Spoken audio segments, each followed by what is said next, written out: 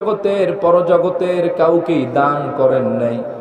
তা হলো ইলম, জ্ঞান, প্রজ্ঞা, হিকমত। আল্লাহ পাক আল্লাহর পরে সব চাইতে বেশি জ্ঞান, হিকমত আল্লাহ আমার নবীকে দান করে দিয়েছেন। আওয়াজ করে বলেন সুবহানাল্লাহ। আল্লাহ পাক বলেন ওয়া'আল্লামাকা মা লাম তাকুন তা'লাম। হাবিবেরে, আপনি যা জানতেন না আমি আল্লাহ পাক সব আপনাকে জানাই দিয়েছি। কেমন জানালেন? নবীজি তার জবানে মোবারকে বলেন উতিতু ইলমাল আউয়ালিন ওয়াল আখিরিন। আল্লাহ পাক আমাকে ইলমের শুরু, ইলমের শেষ, এ পৃথিবীর যত জ্ঞান, বিজ্ঞান, হিকমা, প্রজ্ঞা, ইলম আছে, আমি রাসূলকে আল্লাহ পাক পৃথিবীর সব ধরনের জ্ঞান, এনি কাইন্ড অফ নলেজ সব দান করে দিয়েছেন। আওয়াজ করে বলেন সুবহানাল্লাহ। হাবিব ওয়া'আল্লামাকা মা লাম তাকুন তা'লাম। যে হাদিসটি আবু বকর ইবনে আইস তার মাউলিদ কিতাবের মধ্যে এনেছেন, ইমাম সরকাশি তার শরহ বুরদাতিল মাদিহের মধ্যে এনেছেন, আব্দুল্লাহ ইবনে আব্বাস রাদিয়াল্লাহু তাআলা আনহুমা থেকে বর্ণিত, তিনি বলেন লাম্মা উলিদান নবী সাল্লাল্লাহু আলাইহি ওয়া আলিহি ওয়াসাল্লাম قال في أذنه رضوان خازن الجنان أبشر يا محمد صلى الله عليه وآله وسلم فما بقي لنبي علم إلا وقد أوتيته فأنت أكثرهم علما وأشجعهم قلبا। زبانك করে বলেন আল্লাহু আকবার। আব্দুল্লাহ ইবনে আব্বাস রাদিয়াল্লাহু তাআলা আনহুমা থেকে বর্ণিত, তিনি বলেন যেই দিন আমার প্রিয় রাসূল এই পৃথিবীতে শুভাগমন করলেন, আল্লাহর হাবিব এই দুনিয়ায় তাশরীফ আনলেন, রাসূলুল্লাহর বেলাদাতে মোবারকের দিনে আল্লাহর হাবিবের কান মোবারকে জান্নাতের রেদওয়ান ফেরেশতা এসে বলল, ইয়া রাসূলুল্লাহ, ইয়া হাবিবাল্লাহ, আপনার জন্য সুসংবাদ। আল্লাহর আলমে আপনার আগে যত পয়গম্বর নবী রাসূল এসেছেন পৃথিবীতে, আল্লাহ কাউকে এত বেশি ইলম দেন নাই যত ইলম জ্ঞান আল্লাহ আপনাকে দান করে দিয়েছে। ফাআনতা আকসারুহুম ইলমান ওয়া আশজাউহুম কলবান। আল্লাহর আলমে আল্লাহর পরে সবচেয়ে মহাজ্ঞানী হলেন আপনি। ওয়া আশজাউহুম কলবান, আপনার হার্ট, কলব মোবারক হলো সবচেয়ে সাহসী, শক্তিশালী, পাওয়ারফুল। আওয়াজ করে বলেন সুবহানাল্লাহ। নবীজি সাল্লাল্লাহু আলাইহি ওয়াসাল্লাম, নবীজি বলেন তোমাদের কেউ যদি জ্ঞান অর্জন করে পণ্ডিত হতে চায়, জ্ঞানের রাজ্যে রাজত্ব করতে চায়, মহাজ্ঞানী হতে চায়, সে যেন কোরআন আযীমটা পড়ে। কারণ কোরআনের মধ্যে আল্লাহ পৃথিবীর শুরুর ইলম, শেষের ইলম, এই পৃথিবীর সব জ্ঞান দান করে দিয়েছেন। সুবহানাল্লাহ। তাহলে আল্লাহর হাবিবের ইলম বুঝাতে হলে একটা হাদিসই যথেষ্ট। নবী করিম সাল্লাল্লাহু আলাইহি ওয়াসাল্লাম, তার উপর আল্লাহ কোরআন নাজিল করেছেন। সুবহানাল্লাহ পড়বেন না?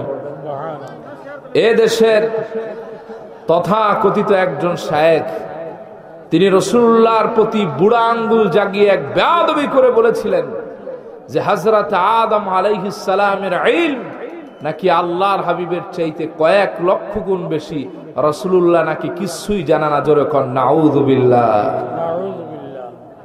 এ দেশে নাস্তিকরা কথা বললে বিচার হয়, আমরা হুঙ্কার দেই, কিন্তু এই নাস্তিক রূপী বেয়াদবরা রাসূলুল্লাহর শানে নাস্তিকদের চাইতেও বড় বেয়াদবি করে। জোরে কর ঠিক কিনা? আদম আলাইহিস সালামের ইলম থাকুক, এতে আমাদের সমস্যা নাই, তাই বলে রাসূলুল্লাহর চাইতে বেশি? আদম সম্পর্কে আল্লাহ বলেছেন ওয়া'আল্লামা আদামাল আসমাআ কুল্লাহা, আমি আদমকে সব নাম শিক্ষা দিয়েছি। এর চাইতে বড় কোনো ডেজিগনেশন হযরত আদমের নাই। কিন্তু আল্লাহ পাক তার হাবিবের ব্যাপারে বললেন ওয়া'আল্লামাকা মা লাম তাকুন তা'লাম, হাবিব আপনি যা জানতেন না আমি সব আপনাকে জানাই দিলাম। ওয়া কানা ফাদলুল্লাহি আলাইকা আযীমা, এটা আল্লাহর পক্ষ থেকে একটি বিশেষ দয়া, মার্সি আপনার প্রতি। সুবহানাল্লাহ পড়বেন না? সুবহানাল্লাহ। 4 বছর বয়সে আমার প্রিয় রাসূলের ইলমের পরিসীমা কত বেশি ছিল কল্পনাও করা যায় না। আমার প্রিয় রাসূলের গোটা জিন্দেগিতে 4 বার সিনাচাক হয়েছে। ফার্স্ট টাইম, প্রথমবার 4র্থ অথবা 6ষ্ঠ বছর বয়সে ওয়াদিয়া হালিমা রাসূলুল্লাহ তার দুধ মা হালিমাতুস সাদিয়ার বাড়িতে লালন পালন হচ্ছিলেন। দুধ ভাইয়ের সঙ্গে খেলাধুলা করতে লাগলেন। দুধ ভাই দৌড়ে এসে বললেন মা হালিমাতুস সাদিয়াকে, ওগো মা, সর্বনাশ হয়ে গিয়েছে, কে জানো তোমার ছেলে মুহাম্মদ সাল্লাল্লাহু আলাইহি ওয়া আলিহি ওয়াসাল্লামের বুক ফেড়ে দিয়েছে। হালিমাতুস সাদিয়া রাদিয়াল্লাহু তাআলা আনহা দৌড়ে এসেছেন। দেখেন আমার নবীজি বসা, কোনো কথা বলেন না, চুপচাপ বসে আছেন। বললেন বাবারে, শুনলাম কে যেন তোমার বুক ফেড়ে দিয়েছে রে বাবা। বলে মা, 2টা লোক আসলো, আমাকে শুইতে বলল, আমার বক্ষের মধ্যে শাহাদাত আঙ্গুলি দ্বারা রেখা টানলো, ইশারা করলো, এরপরে আর আমি কিছু বলতে পারি না। বলে বাবারে, এখন তোমার কেমন লাগে বলো। নবীজি বললেন মা, ভালো লাগে, তবে 2টা তফাৎ দেখা যায়। আগে যদি আমি আকাশের দিকে তাকাতাম, আকাশের চন্দ্র সূর্য নক্ষত্রগুলি দেখা যেত। এখন যদি আমি আসমানের দিকে তাকাই, ফাকান্নি বিআরশ রাব্বি বারিজা, এখন আসমানের দিকে তাকালে সরাসরি আল্লাহর আরশ পর্যন্ত দেখা যায়। মারে, আগে যদি আমি আমার কদমের তলার দিকে তাকাতাম, আমি শুধু মাটি দেখতে পেতাম। এখন যদি তাকাই, তাহতাল বাহরিনার, এই জমিনের নিচে আমি একটি সাগর দেখি, সাগরের নিচে আরেকটা আগুনের সাগর দেখতে পাই। সুবহানাল্লাহ বলেন। সুবহানাল্লাহ। 1500 বছর পরে বিজ্ঞান এটির একটি সায়েন্টিফিক ব্যাখ্যা দিয়েছেন। এই পৃথিবীর 7 স্তর, আসমানেরও 7 স্তর।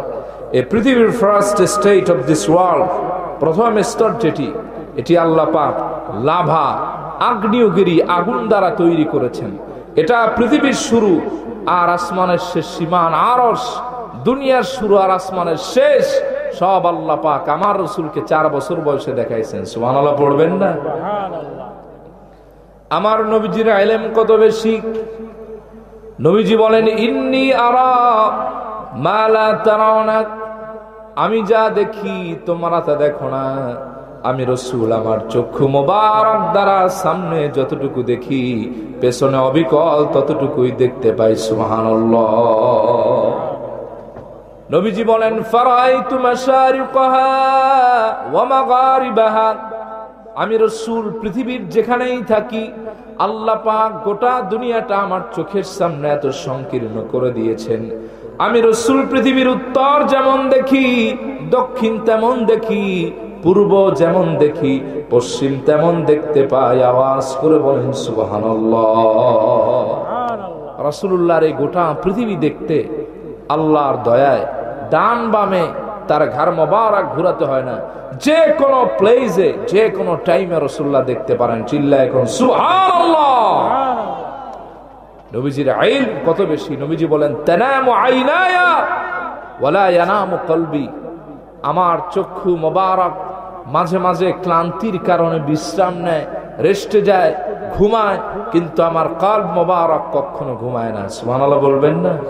এই কলব মোবারক 24 আওয়ার্স জাগ্রত থাকে, কারণ এটার এই কলব মোবারকের মধ্যে আল্লাহ ওহীর ইলম যে কোনো সময় নাজিল করতেই থাকেন। সুবহানাল্লাহ বলবেন না? আমার রাসূলের পৃথিবীতে যেমন হায়াতুন নবী, এই পৃথিবীতে ঘুমালে যেরকম তিনি জিন্দা ছিলেন, কলব মোবারক যেরকম জাগ্রত ছিল রওজায়ে থারে, তেমনি তিনি হায়াতে বারজাকিয়া জীবিত আছেন। আমার রাসূল হায়াতুন নবী, জোরে বলেন ঠিক কিনা? নবীজির ইলম কত বেশি, দৃষ্টির সীমানা আল্লাহ কত বাড়িয়ে দিয়েছেন। আপনি আমি যায় নামাজে দাঁড়ালে 1000 দিকে আপনার আমার মন চলে যায়, কিন্তু নবীজি বলেন ইন্নী আরাল জান্নাতা ওয়ান নার ফি মাকামি হাদা। সাহাবীরা রে, আমি আমার মুসাল্লা মুবারকে দাঁড়ালে একদিকে জান্নাত দেখি, আর একদিকে আমি রাসূল জাহান্নাম দেখতে পাই। সুবহানাল্লাহ।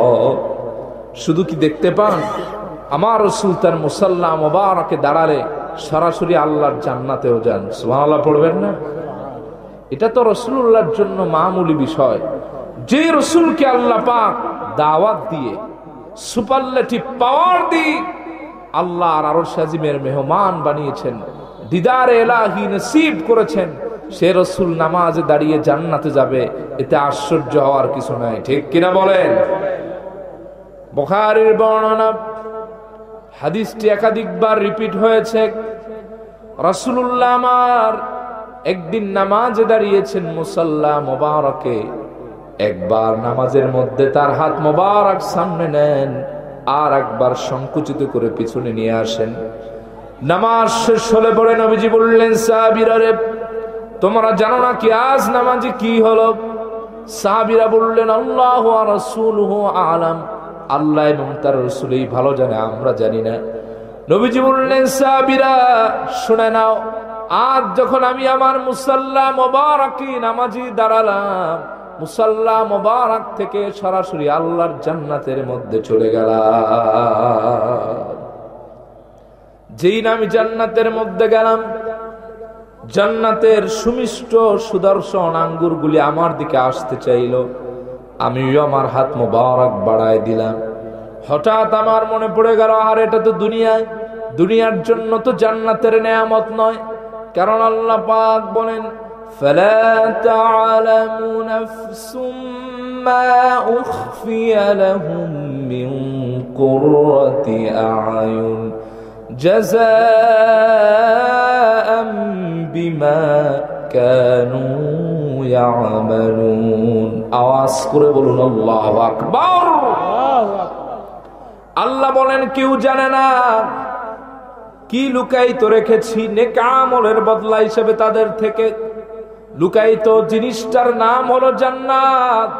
একবার যখন আমার গোলামেরা ওই জান্নাত দেখবে, চক্ষু এবং কলিজা দুইটাই শীতল হয়ে যাবে। সহিহ আল বুখারী হাদিসে কুদসি, নবীজি বলেন, আল্লাহ পাক ইরশাদ করেছেন, আদাতুল ইবাদিস সালিহিন, আমি আমার নেককার গোলামদের জন্য এমন জান্নাত বানালাম, মালা আইনুন রাত, কোন চোখ তা দেখে নাই, ওয়ালা উযুনুন সামিআত, কোন কান শুনে নাই, ওয়ালা খাতারা আলা কলবি বাশার, কোন মানুষের অন্তঃকরণ যা কোনদিন কল্পনা করে নাই। আর আমার রাসূল তার মুসাল্লা মুবারকে দাঁড়িয়ে ওই জান্নাতে চলে যান। সুবহানাল্লাহ। নবীজি বলেন, সাহাবীরা শোনো, আজ যদি আমি জান্নাতের ওই আঙ্গুরের একটি থোকা মাত্র নিয়ে আসতাম আমার হাত মুবারক দ্বারা, কিয়ামত পর্যন্ত তোমরা শুধু খেতেই থাকতে, এই নেয়ামত কশিন কালো শেষ হতো না। সুবহানাল্লাহ। এজন্য রাসূলুল্লাহর অন্যতম একটি বৈশিষ্ট্য, মর্যাদাকর বিষয় হচ্ছে আল্লাহ পাক আল্লাহর পরেই নবীজিকে ইলম দান করে দিয়েছেন সবার চাইতে বেশি। সুবহানাল্লাহ বলেন। এজন্য নবীজি বলেছেন, আল্লামানি রাব্বি ফাআহসানা তা'লিমি, আমার রব আমাকে জ্ঞান শিক্ষা দিয়েছেন, তাই আমার জ্ঞান সবচাইতে সুন্দর, মার্জিত, নির্ভুল। সুবহানাল্লাহ বলবেন না? আমাদের কিছু ভাইরা বিভ্রান্তি ছড়ান, তারা বলেন হযরতে জিবরিল আলাইহিস সালাম নাকি রাসূলুল্লাহর শিক্ষক। নাউজুবিল্লাহ বলবেন না? আরে বেটা, জিবরিলের উস্তাদ হলো আমার নবী। চিল্লায় বলে ঠিক কিনা? রাসূলুল্লাহ জাগতিক কারো থেকে ইলম জ্ঞান নেন নাই, আল্লাহ পাক তার শিক্ষক। সুবহানাল্লাহ বলবেন না? কষ্ট হচ্ছে আপনাদের? দ্বিতীয় যে বৈশিষ্ট্য আল্লাহ পাক আমার রাসূলকে দান করেছেন, তা আর কোন পয়গম্বর, কোন নবী, কোন রাসূল পৃথিবীর কেউকে দান করেন নাই। তা হচ্ছে আল্লাহ পাককে পাওয়ার মাধ্যম, আল্লাহ পাকের কাছে ঈমান কবুলের মাধ্যম, আল্লাহ পাকের পূর্ণ ইতাআত মঞ্জুরের মাধ্যম আমার নবীজিকে আল্লাহ বানায় দিয়েছেন। সুবহানাল্লাহ বলেন। কেমন সম্মান আল্লাহ আমার নবীজিকে দান করলেন। আল্লাহ পাক বলেন, ومن يطع الرسول فقد أطاع الله যে ব্যক্তি আমার রাসূলের আমার আপন হাবিবের ইতাআত স্বীকার করলো মানলো সে আমার রাসূলকেই মানলো না বরং আমি আল্লাহকেই মানা হয়ে গেল সুবহানাল্লাহ।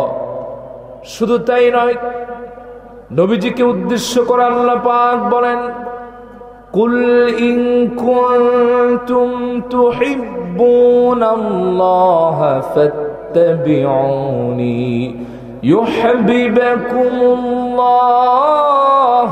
ওয়া ইয়াগফির লাকুম যুনুবাকুম ওয়াল্লাহু গফুরুর রহিম। আওয়াজ করে বলুন সুবহানাল্লাহ। আল্লাহ বলছেন হাবিব আপনি তো জানায় দেন ইন কুনতুম তুহিব্বুনাল্লাহ, ঈমানের দাবিতে তোমরা যদি আল্লাহকে ভালোবেসে আল্লাহর ভালোবাসা পেতে চাও, যারা ঈমানদার আল্লাযীনা আমানু আশাদ্দু হুব্বান লিল্লাহ, তারা আল্লাহর ভালোবাসার ব্যাপারে বড় কঠিন। আল্লাহ রাসূল সম্পর্কে ঈমানদারের সামনে যদি কোনো কটূক্তি করা হয়, ঈমানদার জানের পরোয়া করে না, তাদের জিভ টেনে ধরতে প্রস্তুত হয়ে যায়। ঠিক কিনা বলেন?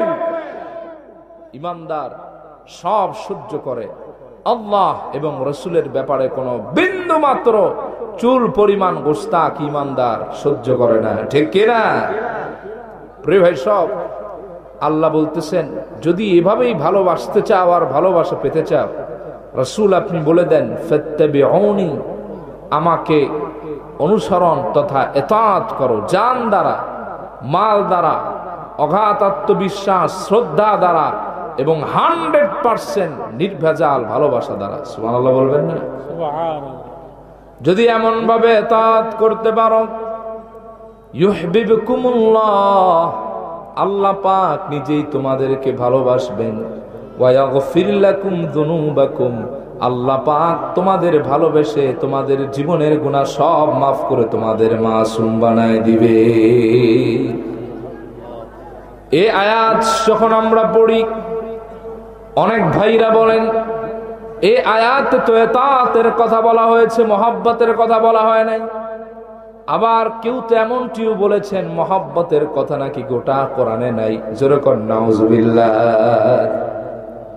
মনে রাখবেন মহব্বত ছাড়া ইতাআত হয় না, মহব্বত ছাড়া যে অনুসরণ ওটা হয় মুনাফিকি। কিভাবে? আব্দুল্লাহ ইবনে উবাই ইবনে সুলুলের নাম শুনছেন নি মিয়া সাহেব আপনারা? বড় বুজুর্গ ব্যক্তি ছিলেন দেখতে, বাবারে বাবা, দাড়ি বিশাল, মুনাজাতে কাঁদতো, দাড়ি বেয়ে বেয়ে পানি পড়তো, রাসূলুল্লাহর পেছনে নামাজে দাঁড়িয়ে কেঁদেছেন। কিন্তু এত কিছু করার পর রাসূলুল্লাহরে আল্লাহ বলছেন হাবিব এর ব্যাপারে 70 বার দোয়া করলো আমি আল্লাহ দোয়া কবুল করব না। নাউজুবিল্লাহ বলবেন না? এত বুজুর্গ ব্যক্তির দোয়া কবুল হবে না রাসূলুল্লাহর তার ব্যাপারে, কারণ কি? কারণ হচ্ছে এর ইতাআত ছিল কিন্তু রাসূলুল্লাহর প্রতি ছিল হিংসা, বিদ্বেষ, মহব্বত ছিল না। মহব্বত ছাড়া কখনো ইতাআত হয় না, ওটা হয় মুনাফিকি, লৌকিকতা, রিয়া। যেরকম ঠিক কি না? মনে করেন আপনার অধীনস্থ কোনো ব্যক্তি, আপনার কর্মচারী, আপনার সংগঠনের লোক, দেখবেন আইসা অনেকে বলে বাজান অমুক তমুক আপনার আমি জব্বর ভালোবাসি। ভালোবাসার মিঠা কথায় আপনার একবারে জনমের মতো ভিজাই দিবে, আপনার ডায়াবেটিস হওয়ার সম্ভাবনা হয়ে যাবে। কিন্তু পরবর্তীতে দেখা যাবে যে এই মিঠা কথার লোকে আপনাকে জায়গা মতো আসলা বাসটা দিয়ে দেয়। ঠিক কিনা? নির্বাচনের আগে বলে আপনি আমার প্রিয় ভাই, পরে বলে আপনার লগে আমরা নেই। আবার কিছু লোক আছে দেখবেন কথা কম বলে কিন্তু মন থেকে ভালোবাসে, অত কিছু করতে পারে না, জবান অত চলে না, কিন্তু মনের মাঝে পূর্ণ মহব্বত আছে। ঠিক কিনা বলেন?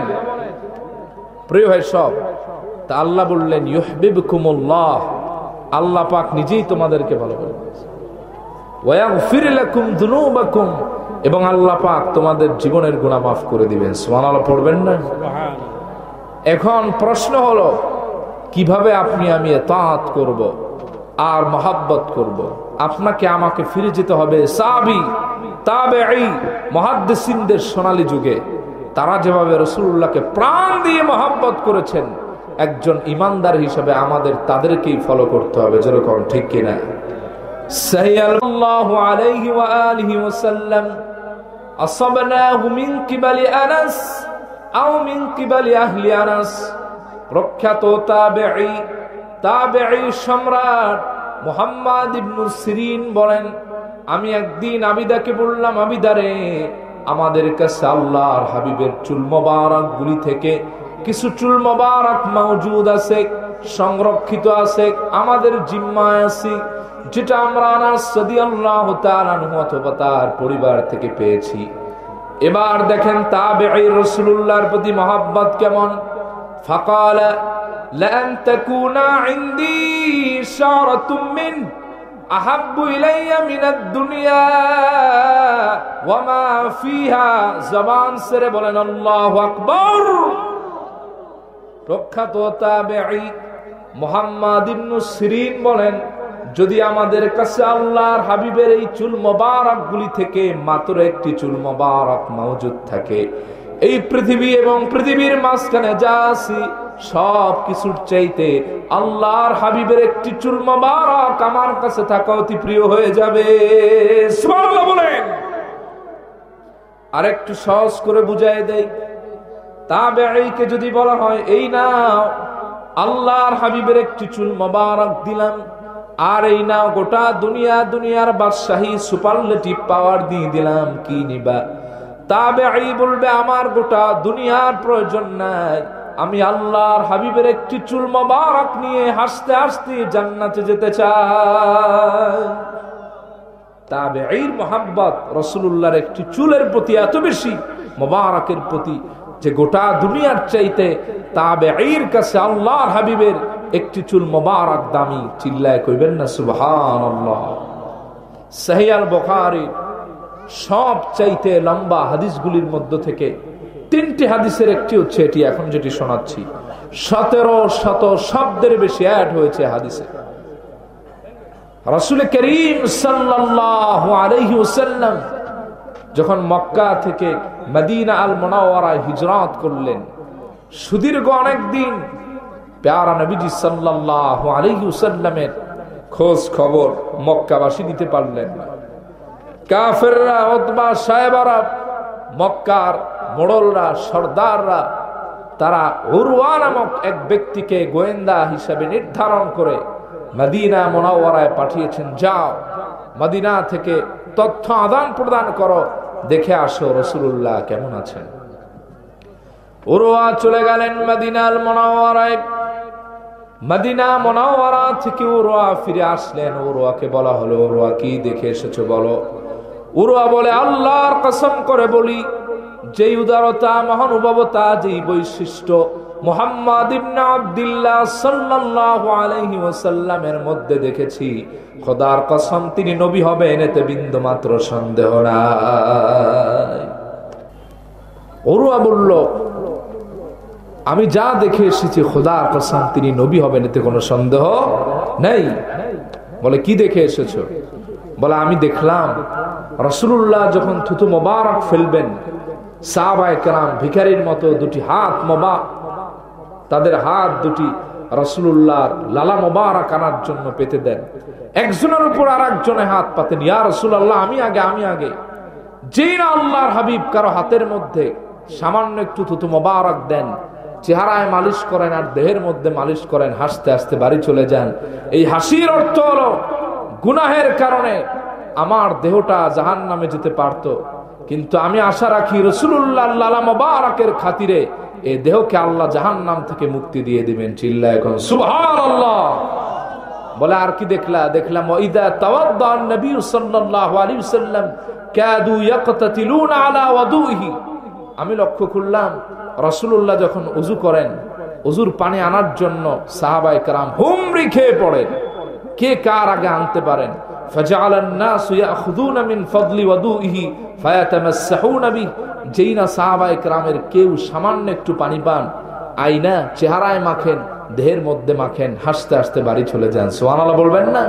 আর তৃতীয় কি দেখলাম, রাসূলুল্লাহ একজনকে আদেশ করছেন এই কাজটা করো, সমবেত সাহাবী ওই কাজটি করার জন্য প্রাণ প্রচেষ্টা করেন, ঝাঁপায়া পড়েন, কে কার আগে আল্লাহর হাবিবের কাজটি শেষ করতে পারেন। ওয়া আখিরু দাওয়ানা আনিল হামদুলিল্লাহি রাব্বিল আলামিন। আসসালামু আলাইকুম ওয়া রাহমাতুল্লাহি ওয়া বারাকাতুহু।